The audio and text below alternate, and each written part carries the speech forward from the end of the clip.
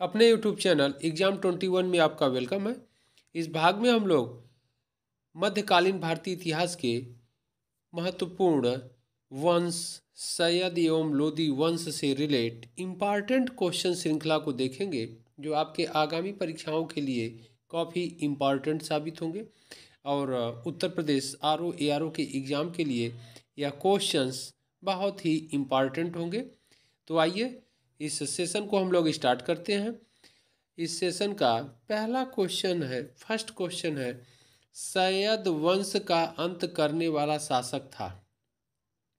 Option A Bahlol Lodi, B Sikandar Lodi, C Ibrahim Lodi and D उपर्युक्त में से कोई नहीं।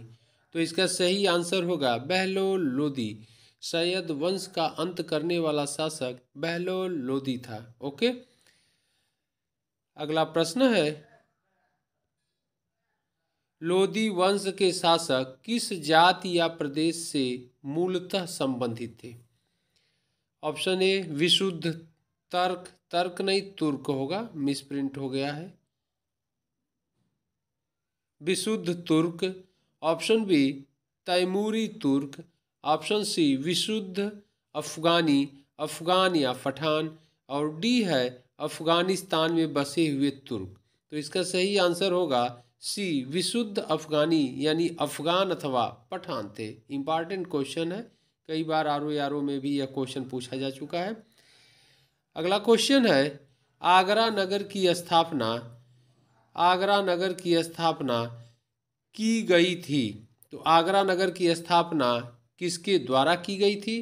बहुत ही इंपॉर्टेंट क्वेश्चन है, कई बार एग्जाम में पूछा जा चुका है। ऑप्शन ए बहलोल लोदी द्वारा, ऑप्शन बी सिकंदर शाह द्वारा, ऑप्शन सी इब्राहिम लोदी द्वारा एंड ऑप्शन डी है अलाउद्दीन खिलजी द्वारा। इसका सही आंसर होगा सिकंदर शाह, यानी सिकंदर लोदी के द्वारा आगरा नगर की स्थापना की गई थी। बहुत इंपॉर्टेंट क्वेश्चन है, आप लोग इसको अच्छे से देखिएगा। उत्तर प्रदेश लोक सेवा आयोग द्वारा यह क्वेश्चन कई बार पूछा जा चुका है। तो उत्तर प्रदेश आरओ एआरओ के लिए भी यह एग्ज़ाम, यह क्वेश्चंस काफ़ी इंपॉर्टेंट होगा, आप लोग इसको अच्छे से देखिएगा। अगला प्रश्न है, गुलरुखी नाम से कविताएं लिखने वाला सुल्तान था। गुलरुखी नाम से कविताएं लिखने वाला सुल्तान था। Option A Sikandar Lodi, B Bahlol Lodi, C Ibrahim Shah Lodi and D Shahzada Mohammad. तो इसका सही आंसर होगा सिकंदर लोदी।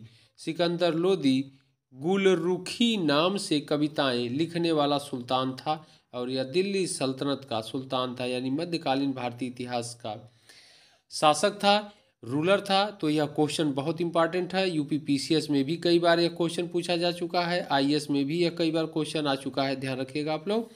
इसलिए यह क्वेश्चंस बहुत ही इम्पॉर्टेंट है, सभी आयोगों द्वारा यह क्वेश्चन पूछा जा चुका है।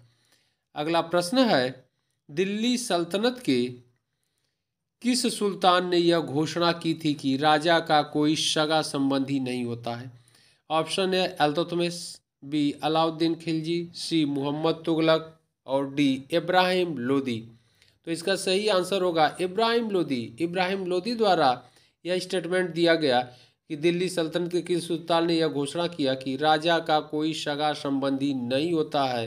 तो वह है इब्राहिम लोदी। और इब्राहिम लोदी लोदी वंश का अंतिम शासक था, यह भी ध्यान रखिएगा आप लोग। और इसी इब्राहिम लोदी को मुगल बादशाह बाबर द्वारा पानीपत के प्रथम युद्ध में 1526 ईस्वी, जो आपसे एग्जाम में पूछा जाता है, 1526 ईस्वी में हुआ था। तो तराइन के बैटल में इब्राहिम लोदी मुगल बादशाह बाबर से पराजित हो गया और इस प्रकार लोदी वंश समाप्त हो गया दिल्ली से। और दिल्ली में एक बार पुनः विदेशी सत्ता, यानी मुगल शासक बाबर ने मुगल साम्राज्य की स्थापना किया था। ओके, अगला प्रश्न है, सल्तनत युग में मजलिस ए खलवत क्या थी। ऑप्शन ए है सुल्तान की एक परामर्शदात्री संस्था, बी अमीरों की एक संस्था, सी राजस्व विभाग की एक समिति, डी विद्वानों की एक समिति। तो इसका सही आंसर होगा ए सुल्तान की एक परामर्शदात्री संस्था। ओके, को मजलिस ए खलवत कहते थे। इम्पॉर्टेंट है, यह भी क्वेश्चंस आयोग द्वारा कई बार पूछा जा चुका है। अगला क्वेश्चन है, बरीद कौन थे? बरीद कौन थे? यह काफ़ी इम्पॉर्टेंट क्वेश्चन है। नंबर 1 है शाही कारखाने में कार्यरत कर्मचारी, बी शाही अंगरक्षक, सी लेखा परीक्षक एंड डी गुप्तचर अधिकारी। तो इसका सही आंसर होगा गुप्तचर अधिकारी। बरीद कौन होते थे? गुप्तचर अधिकारी होते थे। अगला प्रश्न है, इक्ता क्या था? बहुत इंपॉर्टेंट क्वेश्चन है। अब इक्ता क्या था? ऑप्शन ए है अभिजात की आय, बी जमीन का टुकड़ा, सी सेना एंड डी शाही शिविर। तो इसका सही आंसर होगा जमीन का टुकड़ा, इक्ता कहा जाता था। ओके, अगला क्वेश्चन है, भारत के किस सल्तनत कालीन शासकों ने इक्ता व्यवस्था प्रारंभ की थी? Option A Alauddin Khilji, B Iltutmish, C Balban and D उपर्युक्त में से कोई नहीं। इसका सही आंसर होगा बी इल्तुतमिश। बहुत इंपॉर्टेंट क्वेश्चन है। इल्तुतमिश ने भारत में या मध्यकालीन भारतीय इतिहास में या दिल्ली सल्तनत का यह पहला शासक था जिसने इक्ता सिस्टम या इक्ता व्यवस्था प्रारंभ किया था। अगला प्रश्न है, जवाबित थे। जवाबित क्या थे? कृषि कानून, बी हिंदुओं से संबंधित विषय, सी राज्य कानून एंड डी भूमि संबंधी कानून। तो ये इसका सही आंसर होगा सी, यह जवाबित राज्य कानून होते थे। यह भी इंपॉर्टेंट क्वेश्चन है। आयोग द्वारा उत्तर प्रदेश पीसीएस में यह क्वेश्चन कई बार पूछा जा चुका है। अगला प्रश्न है, सर्वकर किस पर लागू होता था? ऑप्शन ए है गैर मुसलमानों पर, बी विदेशी व्यापार पर, सी औद्योगिक विकास पर एंड डी जल आपूर्ति बनाए रखने पर। तो इसका सही आंसर होगा डी जल आपूर्ति बनाए रखने पर। और सर्व नामक कर किसने लगाया था? तो फिरोज शाह तुगलक द्वारा लगाया गया था। ओके, तो सर्व नामक जो कर था वह फिरोज शाह तुगलक द्वारा लगाया गया था। यह इंपॉर्टेंट है। अगला प्रश्न है, अलाई दरवाजा इस्लामी स्थापत्य कला के खजाने का सबसे सुंदर नग है। ओके, यह किसका कथन है, यानी किसका स्टेटमेंट है? Option A Ferguson, B Percy Brown, C Marshall and D Vincent Smith. तो यह स्टेटमेंट मार्शल का है। ओके, मार्शल द्वारा यह स्टेटमेंट दिया गया है कि अलाई दरवाज़ा इस्लामी स्थापत्य के खजाने का सबसे सुंदर नग है। और यह भी क्वेश्चन यूपी पीसीएस में पूछा जा चुका है, ध्यान रखिएगा आप लोग। अगले प्रश्न की ओर हम लोग बढ़ते हैं। क्वेश्चन है, सुल्तानगढ़ी किसका मकबरा था? तो सुल्तानगढ़ी किसका मकबरा था?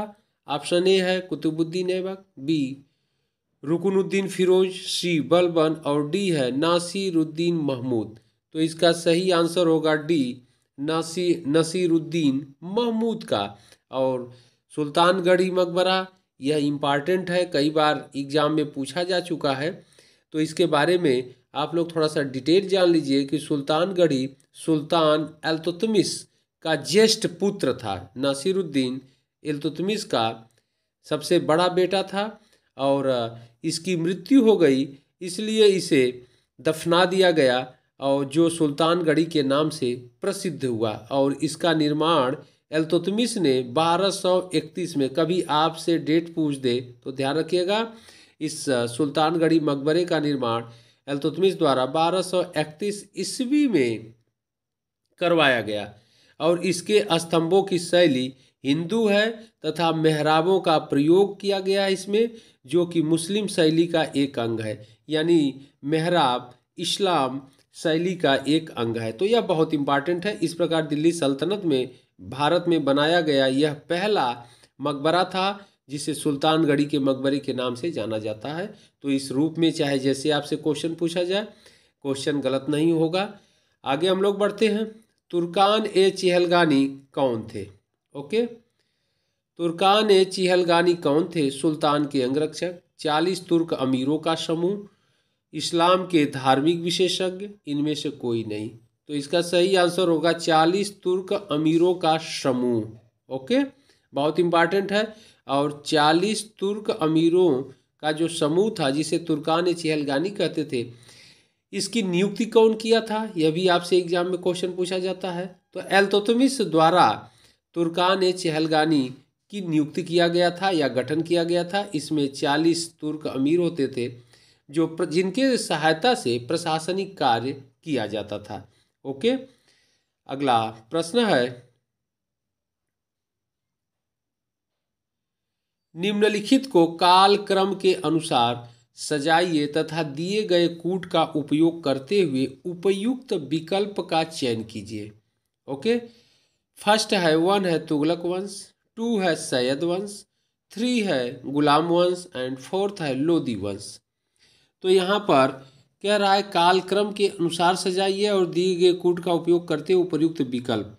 तो तुगलक वंश की स्थापना कब हुई, सैयद वंश की स्थापना कब हुई और गुलाम वंश की स्थापना कब हुई, तो इसी को क्रम से हम लोगों को अरेंज करना है। ओके, तो गुलाम वंश की स्थापना हम लोग देख लेते हैं 1206 में हुई थी, 1206 ईस्वी में हुई थी। इसके बाद अगर हम लोग देखेंगे तो लोदी वंश की स्थापना 1451 में हुई थी, 51 में हुई थी। और फिर तुगलक वंश की स्थापना 1320 में हुई थी।